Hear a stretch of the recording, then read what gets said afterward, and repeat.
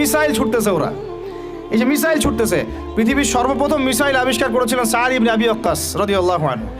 তার যখন তিনি বিজয় করতে গিয়েছেন আপনার রোমান সাম্রাজ্যে, তার বাহিনীতে খালিদ বিন ওয়ালিদ ছিলেন।